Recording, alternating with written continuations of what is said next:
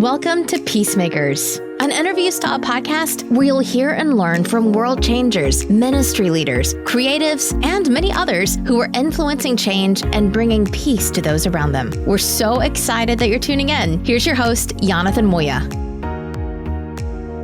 Hello, everyone, and thank you for tuning in to another episode of Peacemakers. I'm super excited about today's conversation. Today's guest is Julie Mirlicourtois. For 15 years, Julie produced award-winning human interest stories viewed by millions for CBS News, The Oprah Winfrey Show, Oprah's Next Chapter, and Oprah's Where Are They Now? Today, Julie is a co-creator and executive producer of the popular Maybe God podcast, and The Cross is her first documentary film series. I'm so glad to welcome Julie to today's conversation. Julie, thank you so much for joining me today. I'm so excited to be speaking with you. I'm so glad that you get to share with us today. I'm excited to talk with you and hear more about how you're using your previous work experience to bring about thoughtful narratives and conversations. Thank you, Yonathan. I'm so excited to be here and can't wait to chat.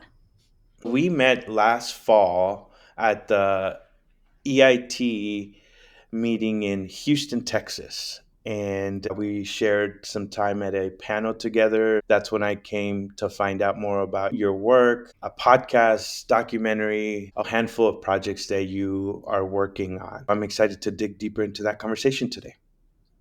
Awesome. Me too. I like to start our conversations acknowledging that our past influences our future.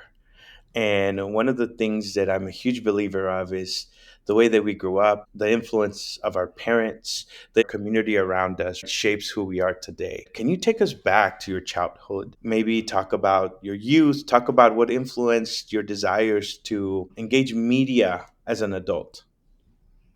I came from a very secular upbringing. My father was French, my mom is American, and my father was a product of the French Catholic Church back in the 40s and 50s. I would say France is now arguably one of the most secular Western countries in the world today. I spent most of my childhood, since my parents were divorced, bouncing back and forth between France and Massachusetts, where my mother lived, growing up with a single mom, and also a very secular, academic, individualistic kind of world, and was just taught very early on about being independent, about not needing faith, about not needing God. And I would even say my dad went as far as really teaching me that religion equated to brainwashing. Growing up in New England, I think we just kind of had a very negative view of Bible Belt Christians and Christianity in general. And I never really unpacked any of that in my childhood. That was kind of the lens that I had growing up. One amazing blessing, though, of having a father who lived in France is that we traveled all over the world. I was in Europe every summer. Then he was taking me to Africa. By the time I was 10 years old, we were in China. I was exposed to some really incredible and some really tough stories from a young age. I just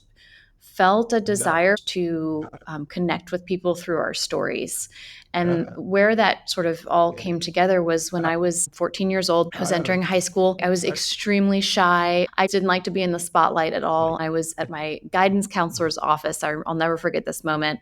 And she said, you're registering late for your freshman year classes because you were away with your dad all summer. So the only elective we have left for you is television studio.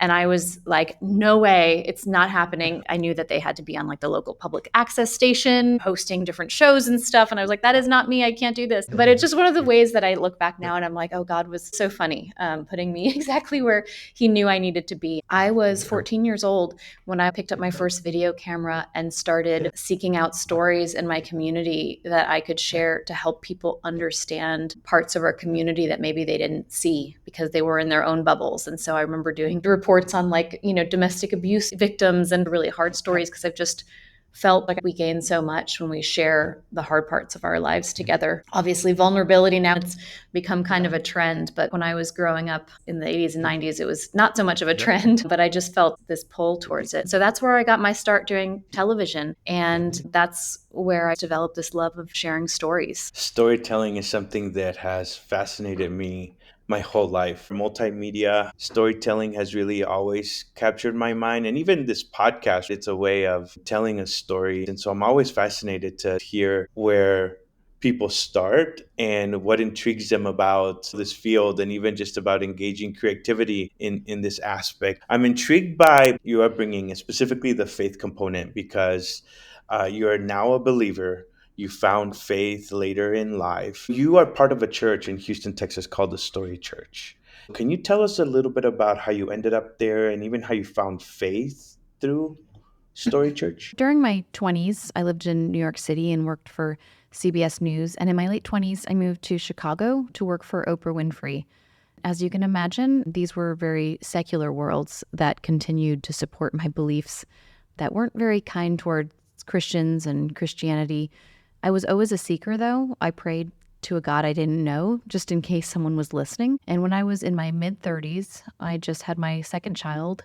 And I felt very strongly that I had to change course and prioritize my life around my family instead of my career. And so my husband and I packed up our family and moved to Houston, where his family lived at the time and where his company is based.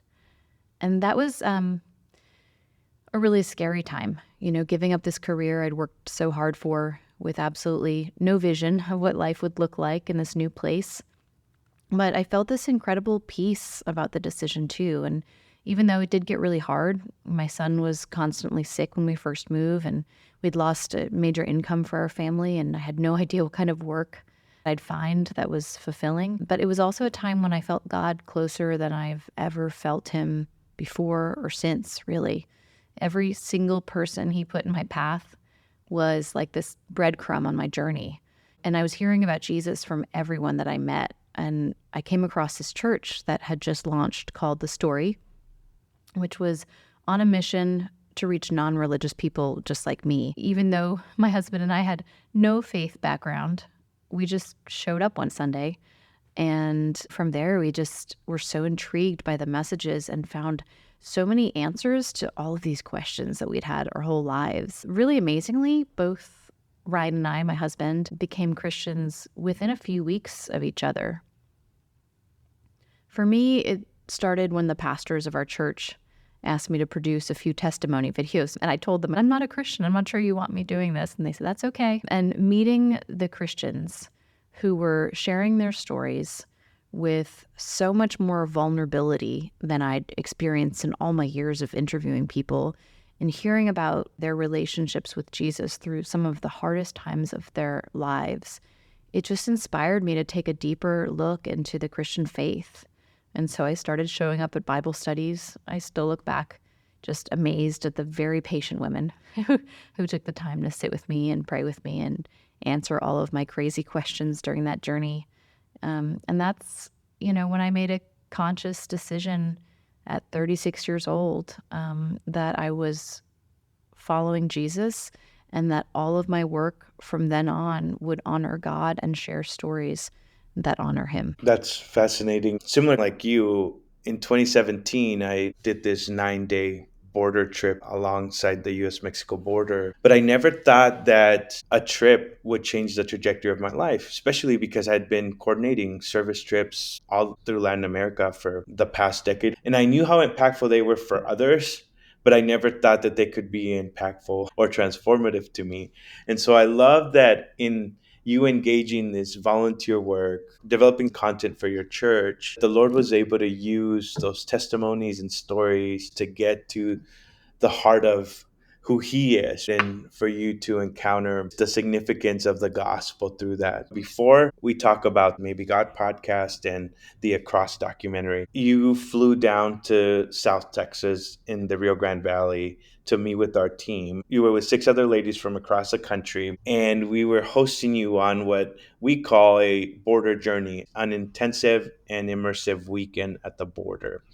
Why did you say yes to this invitation? After you and I met at the convening of the evangelical immigration table in Houston, I didn't even know these trips existed. And hearing you talk about it, I was just fascinated. I thought immediately, this is something I need to organize for my church, because while I've been able to show my church the documentary and engage them in this conversation on immigration as much as possible, it's still not real to them the way it is to me. I was thinking, I need to look into this. I need to reach out to Yonathan at some point, and I need to get a group from my church down there. And then you guys reached out to me, and I was like, absolutely, I can't wait. And I'm so glad I did it. It was amazing. The Across documentary series, and this is one of the reasons why I felt like you would bring a lot to the table. The documentary follows stories of people that are seeking asylum, that are migrating from different countries into the United States. You've obviously been engaging the immigration conversation through some of the projects that you're developing. Tell us a little bit about that experience for you, having a context in telling the stories of immigrants, but then coming to the border. What was that like for you? Let me start with just sort of how we came to even do this project. The Maybe God podcast I launched in 2018 with a pastor of our church who is the host. And it really is to reach people who have big questions and doubts about church or about Christians or about religion. And we wanted to tackle immigration because immigration is a tough one and it's not often talked about in churches. And so I was introduced to a pastor in San Antonio who has a migrant shelter. After speaking to him on the phone, I was just so inspired by the work that he was doing and the things that he had to say about the intersection of Christianity and immigration that I drove right out there and spent a day with this pastor and the asylum seekers that were at that time living in this hospitality house. And I was blown away by a couple of different things. I was still pretty new to faith at this point, a couple years in, but I was blown away by the faith testimonies of these asylum seekers. And I wasn't sure why, like in media, that's never talked about. It's so many of the Central American asylum seekers have these incredible faith testimonies. Their faith testimonies offer us so much in our own faith communities. On the flip side of that, I was just wondering, like, why do my brothers and sisters in Christ back in Houston not talk about this population as largely evangelical Christians? Why do they not see them as brothers and sisters in Christ? Why is that missing from the conversation? I was just immediately feeling this sort of tension of like, oh gosh, these stories, like you said, just have so many complexities and layers to them. I just saw so much missing from the narrative of all the media I'd been hearing about the crisis. It was from that lens that I really jumped in and really wanted to share the stories in a way that light hadn't been shined on these stories before. To connect it to the border trip, I mean, Across was supposed to be a 90-minute film and it turned into a 4-part documentary series because every time I would meet a new family or experience another layer of that onion, whether it was a parent-child separation or whether it was remain in Mexico or all these different issues that were influencing these asylum seekers, I felt like there was so much more to explain and to tell. So much of what I saw when I was on your trip was just confirmed. One of the big revelations for me in doing the documentary was that Christians are very much on the front lines of this crisis. Like the people we met on your border trip, the Catholic sister who runs the migrant shelter in McAllen, or the Christian woman from the Netherlands who gave up her life in Europe to work with migrants in a shelter in Reynosa, and the incredible faith she has and how she shares that with all of the people coming through her shelter. That was really beautiful to see. I think that's often missed from the narrative, how Christians are on the front lines of this crisis. Your organization, your family, your family's church. I mean, it's just so beautiful to see that there is this really beautiful faith story. And there's a lot of light in these stories that I think is missed, and a lot of light on the border. Everybody was telling me, why are you going to the border? It's going to be so dangerous. I felt safer there than I feel in Houston, Texas. I felt so much more light than I thought I would feel, just like with these stories, so much more hope than we portray. There's a lot of darkness. There's a lot of challenge and struggle. There's a lot of hard things, but there's also just so much hope and so much love. That's what I experienced on your trip and through the documentary.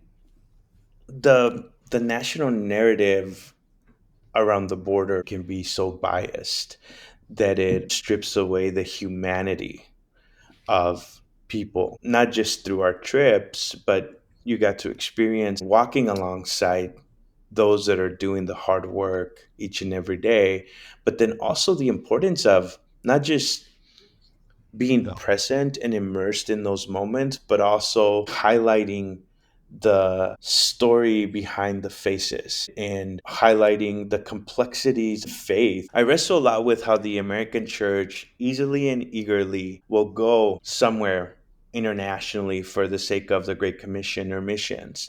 But last year in 2023, there was over 150 nations that were encountered at the US and Mexico border. Mm. And yet part of the church is turning their eyes away from that.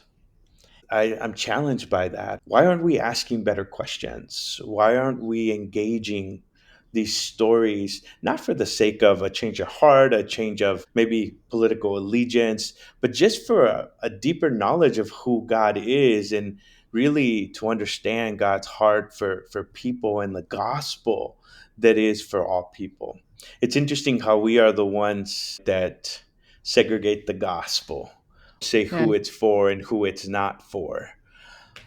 I wrestle a lot with that. I think so many Christian pastors know that there is no clearer biblical mandate than to care for the stranger and the foreigner. But because of the division in our politics, it's just ignored from the pulpit, and people are afraid to wrestle with this one. And probably that's why they avoid trips down to the border. It's more comfortable to go to the Dominican Republic where it doesn't interfere with any of our deeply held political values. I get it. It doesn't even take people leaving their communities and going to the border to experience this. Living in Houston, Texas, there are so many asylum seekers all around us that we turn a blind eye to all the time. We featured this one little town in the documentary, Hopedale, Illinois, and they are a tiny farming community in rural Illinois. A lot of the people there certainly politically support Trump and support building a wall. And they ended up with a mother and daughter from Honduras who had fled Honduras, and they ended up caring for this mother and daughter, and it completely shifted everything for them. It doesn't change their politics. That's not what we're aiming to do in the documentary, but it allowed them to see the crisis through a mother and a daughter instead of through a narrative that they were hearing on the news. And just to watch how that community was completely transformed and how their faith was deepened. I hope that everybody takes your trip. It's an incredible trip. I really also hope people take a look in their communities and realize that there are a lot of immigrants that could really use acknowledgement, could really use somebody listening to their story, not solving their problems, but somebody paying attention to who they are, reminding them that they're made in the image of God and that they're loved. It doesn't mean you have to vote a different way. It just means you have to see the Imago Dei and people around us. One thing that happened in the weekend journey, you were talking a little bit more about the Maybe God podcast. Something that I love about it is that Maybe God is described as a community of doubtful believers and faithful skeptics, bold and courageous enough to seek answers together. I know that you all address difficult conversations. I really believe that the church should be the one leading and guiding these conversations, but unfortunately, sometimes the church is really playing catch up in a lot of these conversations. Immigration is a hard conversation to have. So, what was a behind the scene conversation with your team to pursue these stories that were worthwhile telling? The beautiful thing about Maybe God is we actually run towards hard topics and hard conversations. It wasn't difficult to convince the team to do this one. Is it biblical to care for strangers and foreigners? Is it biblical to share these stories? Like, absolutely. So let's go for it. I don't think the church is engaged enough in these difficult conversations, and I've seen that keep people from faith. If we are going to be a church that's welcoming people, we need to be able to really address some of the hardest issues. Everything from sexuality, shame, death penalty. We just run towards the hard topics. The beautiful thing about the way we're able to do it is we address it through stories. It's not a sermon. It's not experts giving their opinion. It's through stories that can help just shed light on issues that bring people into that gray area on a topic. I feel like we're so black and white in politics, theologically, everything. Like, bring people into the gray areas of all these tough topics so that it can get them to sort of open up their minds a little bit and think deeper. And we're not telling them what to think. We're just saying, hey, consider this story. How does this challenge you? We're always trying to challenge both sides of things. We're trying to sort of equally offend, the skeptics and the believers and challenge them equally. All this to say, immigration was not something I had to push for. These were stories of our brothers and sisters in Christ who were going through very difficult things, yet were constantly pointing and worshiping God through it. Those are stories I want to share. So, walking alongside individuals whose stories you've helped tell, how do you think that has influenced your spirituality compared to projects that you were working on before that were not faith based? In every single way. I think my faith has been very experiential in just every story that I tell. I feel like whether it's immigration or something else, my faith is deepened because I just get another glimpse into how God is working. I feel so blessed to be in the role that I'm in, to be able to have access to these incredible stories. Santos is a woman that we feature in our documentary. She's this incredible woman. And I have to say, it was challenging to film and to follow them. And at first, I didn't think anybody was going to agree to this whole project. The pastor who was working with these women and families was fiercely protective of them, and also a Mennonite pastor who just totally shies away from the spotlight. These women had been through deeply traumatic things, and I certainly wanted to make sure we were respectful. And so what we did, they were at one point living on a piece of land and trailers. We bought another trailer and just put it on this piece of land with them, and we just lived with them for a while. Like, we want to know you. We want to hear your stories without cameras and build trust and make sure you feel comfortable with us and make sure you feel like you understand where we're coming from and what we want to share and what the heart of this project is. Living with these families, being a part of their lives, I'm still in touch with them. I still get updates all the time, or just requests for different insight into how American culture works. I've just seen how God is just so close to them every step of the way. Many of these women will say, God is the one who told me I had to leave this situation and I had to save my children and I had to get them out of this. And I knew that as long as I followed what God was telling me to do, that we would be okay. And in many cases, they weren't okay for so long. Some of them were trafficked and held prisoners. Some of them were separated from their children and didn't even know if their children were alive. Some of them lost their children, but they continued to fast and to pray and to have faith. And one of the things that we talk a lot about in the film, they always call Pastor John pastor of little faith, because they would say to him, God showed me that my child is going to be returned to me. This is Santos. She had been separated from her son at the border. God told me that it gave me a vision of you holding my son's hand, and I'm going to be reunited with him.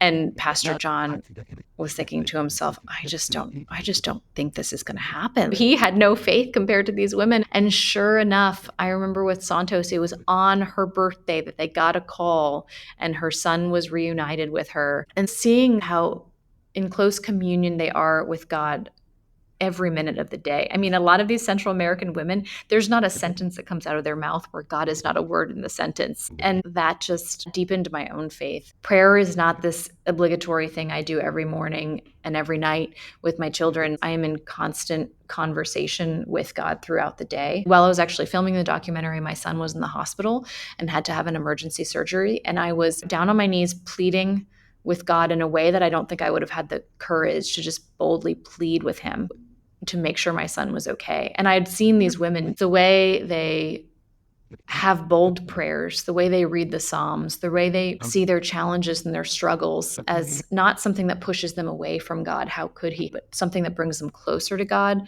That's just one of the many ways that I think it's just shifted my perspective on my own relationship with God. Reflecting on what you just shared, I often find myself in two places. I find myself listening to American Christians, listening to prayers for protection and safety. And then other times I find myself in these migrant shelters or in conversations with asylum seekers that are migrating. And they're also praying or fasting for protection and safety. Who or which does God listen to? Does he listen to both if they're coming from a genuine place? There's a depth in faith of how we engage God through prayer and conversation. And I love the stories that you followed. One of the biggest misconceptions with the groups of people that are coming to the border is that everyone's criminal, that everyone is coming to terrorize or to hurt our country. But the reality is we're encountering a lot of people, and just like the stories that you are helping tell and have told, we're encountering people with very deep faith and a very deep understanding of who God is. It's challenged me personally. I know that it has really drawn me to seek more of who God is in the context of suffering, in the context of going through difficult situations. And that sounds like maybe what happened with you too. Yeah, absolutely. Absolutely. Was the border what you expected? The border was definitely not what I expected. My family was really worried. They were praying very hard that I would be safe while I was at the border, and like I said, I felt safer at the border than I feel on a daily basis in Houston, Texas. It was a very peaceful community. What really was so awesome was this group of women that you put together. We were from all over the country, from all different denominations, from all different walks of our faith journey, with this shared interest of learning about the border, open to whatever God wanted to teach us in the moment. That was just so cool to be part of the Capital C Church. Also, with the grand opening of your family's church. One of the other things that surprises me whenever I do these trips is, as a service learning trip, the service part, you always expect, oh, I can't wait to serve people, but I always feel like I gain so much more than I'm able to give. I remember watching this one family that was volunteering. We did a shoe distribution, and we were washing people's feet before we put their new shoes on. Obviously, that was a very emotional thing, but I was watching this family of volunteers. The parents were in their late 40s, and the youngest kid was probably 10. And the way that they, as a family, were praying over people and washing these migrants' feet just brought me to tears. And it gave me this beautiful vision for how I want my own family to serve. Going on a trip like that and getting out of our bubble, sometimes God gives us visions for things that we can't possibly see in our day-to-day lives. And I just had so many moments like that, visions for, oh, this is where you want me to be serving, God. This is what you want me to be doing. And that's always the big surprise for me when I've done any sort of service or service and learning trip. There were just so many moments that I take away from that long weekend. I'm so grateful for. Thank you so much for describing a little bit of your experience. We are always eager to invite people because sometimes people come with this mentality of the crisis that's at the border, but they leave with an understanding of how Christ is working at the border. And at the end of any trip, when we can call people towards a deeper engagement and understanding of God's heart for people, and this is law enforcement, family need, local church, everyone in that context, our faith is challenged to continue to grow and deepen in that understanding. If people go to acrossdocumentary.com, that's where they can find the 4 episodes. What are some ways that you want to encourage people to consider this resource? How have you seen others use this? The most powerful way I've seen it used is through churches. There are some churches that have reached out to me and said, hey, we've wanted to engage in this topic for a while. We haven't really known how. This documentary gives churches a way to engage in these conversations in very healthy ways, where you can engage people that might feel like they have very different opinions about the politics, but will no doubt align theologically. This is just a really comfortable way for people to engage in a really uncomfortable topic. I've seen it at my church in Houston, Texas. I had one man after one of our screenings we did here at church. He came up to me and said, darn you, I thought this was a group of people I didn't have to care about, but now I really care about them. Those are the sorts of reactions that I'm hearing. It's meant to be screened in a group because it brings up so many issues and so many questions and challenges that it's best handled in a group so that they can talk through it together. We also have a study guide that can lead people in conversation. I've seen small groups do it. I've seen churches hold church-wide Bible studies for 4 weeks in a row. There's even a Catholic church that made it their content for 4 Sundays in a row. There's so many different ways. We're also now on outreach.com. A platform that distributes resources for churches. And so they also have ways for churches to engage with it on a church-wide level. I love how Across is a story of what happens when we set aside our politics and witness the humanity and faith of asylum seekers firsthand. I would encourage those that are listening to check out acrossdocumentary.com and have a conversation with your church leader. Maybe you yourself are a church leader. Think about what are some ways that we can continue to guide congregations through difficult conversations. I would say this is a great resource to begin with. So thank you so much, Julie. And As you're hearing us talk about the Maybe God podcast, the Cross documentary, we'll put links to them in our show notes. Julie, again, thank you for this conversation. Thank you, Yonathan, and thanks for all you're doing at the border. I was so blessed to be a part of it and can't wait to continue working together.